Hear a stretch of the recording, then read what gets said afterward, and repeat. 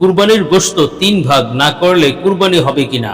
আসসালামু আলাইকুম ওয়া রাহমাতুল্লাহি ওয়া বারাকাতুহু। প্রিয় দর্শক, মনোযোগ সহকারে ভিডিওটি শেষ পর্যন্ত দেখুন, অন্যথায় কোনো মাসআলায় ভুল বোঝার সম্ভাবনা থাকে। আর সরাসরি কোনো প্রশ্ন করতে বা লিখিত কোনো বিষয়ে সমাধান পেতে ফতোয়া বিভাগে স্ক্রিনে দেওয়া নম্বরে ইমো অথবা হোয়াটসঅ্যাপে যোগাযোগ করবেন। তো আমরা সরাসরি প্রশ্নের জবাবে চলে যাই। প্রশ্ন ছিল, কুরবানির গোশত ৩ ভাগ না করলে কুরবানি হবে কিনা। অত্যন্ত গুরুত্বপূর্ণ বিষয়। কুরবানির সময় বা কুরবানির আমল আল্লাহ তাআলার কাছে অত্যন্ত প্রিয় একটি আমল।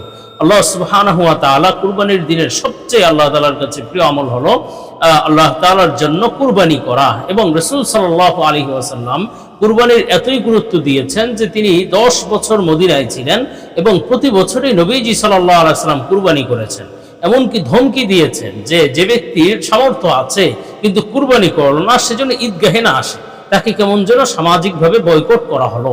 এজন্য কুরবানি অত্যন্ত গুরুত্বপূর্ণ আমল। সুতরাং এই কুরবানির আমলটা যেন সহি হয়ে যায় এবং কুরবানির সব অংশ, কুরবানির আমলের সব অংশ যেন আল্লাহ তাআলার সন্তুষ্টির জন্য হয়, নবীজির আদর্শ মোতাবেক হয়। বিষয়টি খুবই সিরিয়াসলি নিয়ে তারপরে মাসআলা মাসাইল জেনে যেন এই আমলটি আমরা করতে পারি। এজন্যই একটা গুরুত্বপূর্ণ এই সংশ্লিষ্ট একটি বিষয় যে কুরবানির গোশত ৩ ভাগ না করলে কুরবানি হবে কিনা। সাধারণত আমাদের সমাজে কুরবানির গোশত ৩ ভাগ করার একটা প্রচলন আছে। অনেকেই নিজের কুরবানির গোশতকে ৩টা ভাগ করে এবং ৩ ভাগ অনুযায়ী সেইভাবে বন্টন করে। এখন এটা যদি কেউ না করে তাহলে কুরবানি হবে কিনা বা এটা করা জরুরি কিনা, অথবা নবীজি সাল্লাল্লাহু আলাইহি ওয়াসাল্লাম এ ব্যাপারে কি দিক নির্দেশনা দিয়েছেন। দেখুন, বর্ণনা দ্বারা বোঝা যায় যে রাসূল সাল্লাল্লাহু আলাইহি ওয়াসাল্লাম কুরবানির গোশত বন্টনের ব্যাপারে ৩ ভাগ করার একটা ইঙ্গিত দিয়েছেন বা নির্দেশ দিয়েছেন, বা এই ব্যাপারে রাসূল সাল্লাল্লাহু আলাইহি ওয়াসাল্লাম উদ্বুদ্ধ করেছেন। ৩ ভাগ হলো, ১ ভাগ নিজের পরিবারের জন্য রাখবে বা নিজে ভক্ষণ করার জন্য রাখবে, আরেক ভাগ আত্মীয় স্বজন পাড়া প্রতিবেশীকে দিবে, আরেক ভাগ গরিব মিসকিন অসহায় দরিদ্র তাদেরকে দান করবে। এখন এই ৩টা ভাগের কথা, যেহেতু আসলে কোরবানির সময়টা এটা শুধুমাত্র স্বার্থপরের মতো আমি কুরবানি করলাম এবং গোশতগুলো নিজেই খেয়ে ফেললাম, এই জন্য আসলে কুরবানি নয়, বরং কুরবানি, কুরবানি তো আপনার সহি হয়ে যাবে। আপনি আল্লাহ তাআলার জন্য যখন একটা গরু অথবা ছাগল অথবা যেই সমস্ত প্রাণী দিয়ে কুরবানি বৈধ, সেই সমস্ত প্রাণী আল্লাহ তাআলার জন্য কুরবানি করলেন, তো আপনার একটা কুরবানি হয়ে গেল। কিন্তু এরপরে কুরবানি সংশ্লিষ্ট আপনার উত্তম অথবা আপনি যে আল্লাহ তাআলার জন্যই কুরবানি করেছেন, এই আমলটা আপনার একমাত্র আল্লাহর জন্য বোঝা যাবে। আপনি সেই কুরবানির গোশত কিভাবে বন্টন করছেন, কি কাকে দিচ্ছেন, অথবা কিভাবে আপনি বিষয়টি সমাধান করছেন, কিভাবে বিষয়টি আপনি নিচ্ছেন, এটা অনেকটা তার উপরে নির্ভর করে যে আপনি কুরবানির মাধ্যমে আল্লাহ তাআলার সন্তুষ্টি অর্জন আপনার কতটুকু উদ্দেশ্য।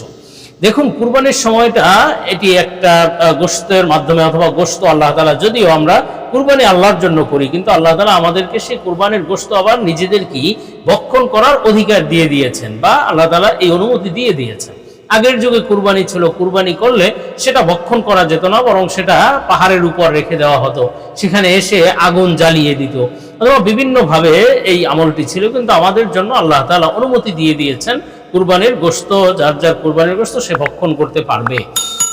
এখন এই কুরবানির গোশত এটা শুধুমাত্র নিজে খাবো এমন নয়, বরং এটা একটা উৎসবের মতো। আমি নিজে খাবো, আমার পাড়া প্রতিবেশীকে দিব, যারা কুরবানি দেয়নি তাদের মধ্যে বন্টন করব, আত্মীয় স্বজনকে দিব, সিলাই রেহমি আত্মীয়তার বন্ধনকে সুদৃঢ় করার জন্য আত্মীয় স্বজনের মধ্যে কুরবানির গোশত দিব, তাদেরকে দাওয়াত করে খাওয়াবো।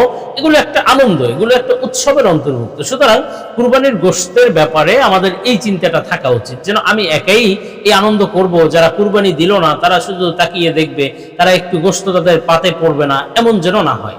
সুতরাং কুরবানির গোশত এই ৩ ভাগে বন্টন করার গুরুত্ব অবশ্যই রয়েছে। ১ ভাগ নিজের পরিবারের জন্য রাখা যদি যথেষ্ট হয় ১ ভাগে, আরেক ভাগ আত্মীয় স্বজন পাড়া প্রতিবেশী যারা আছে, চাই তারা হয়তো হতে পারে কুরবানি দিয়েছে, আত্মীয় স্বজন কুরবানি দিয়েছে, তাও কুরবানির গোশত আপনিও কিছু দেন, এটা নাজায়েজ না, এটা অবশ্যই সওয়াব রয়েছে। তারা কুরবানি দেওয়া সত্ত্বেও আপনি কিছু দিলে তারা খুশি হলেন, আত্মীয় স্বজনের আত্মীয়তার বন্ধন আরো দৃঢ় হলো, এটা আরো উত্তম, ভালো। পাড়া প্রতিবেশীকেও এভাবে দেন, এমনকি অসহায় দরিদ্র ব্যক্তি যারা কুরবানি দেয়নি তাদেরকেও আপনি কুরবানির গোশতে শরীক করেন। এমন নয় যে তারা এসে চাইবে আপনি দিবেন, এমন নয়, বরং খুঁজে খুঁজে যারা কুরবানি দেয়নি তাদের জন্য একটা অংশ নির্ধারণ করুন, তাদেরকে গোশত পৌঁছে দিন। অত্যন্ত সওয়াবের আমল এবং গুরুত্বপূর্ণ একটি আমল। এখন এই যে তিনটা বন্টন, এই তিন বন্টন করাটা ফরজ ওয়াজিব কিনা, অনেকে আবার এটাকে ফরজ ওয়াজিব মনে করে যে 3 ভাগে বন্টন না করলে কুরবানি হবে না। আসলে এটা তো ফরজ ওয়াজিবের বিষয় নয়, এটা একটা উত্তম বা মুস্তাহাব আমল, উত্তম আমল এবং মানবতার আমল। এই আমলটা আমরা করব, কিন্তু এটা ফরজ ওয়াজিব নয়। এটা যদি কেউ না করে তার কুরবানি হবে না, বিষয়টি এমনও নয়, কুরবানি হয়ে যাবে। এমন কি কোনো ব্যক্তির যদি পরিবার বড় হয়, সেই তুলনায় যদি গোশত কম হয়, তাহলে সে 3 ভাগ না করলেও কোনো সমস্যা নেই, বরং তার জন্য আরো উত্তম হবে সে পরিপূর্ণ গোশত নিজের পরিবারকে খাওয়াবে। অন্যথায় তো তার পরিবারই সন্তুষ্ট হবে না, তার পরিবারই তো দেখা যাবে যে একটু আসুদা হয়ে একটু পরিতৃপ্তির সাথে খেতে পারবে না।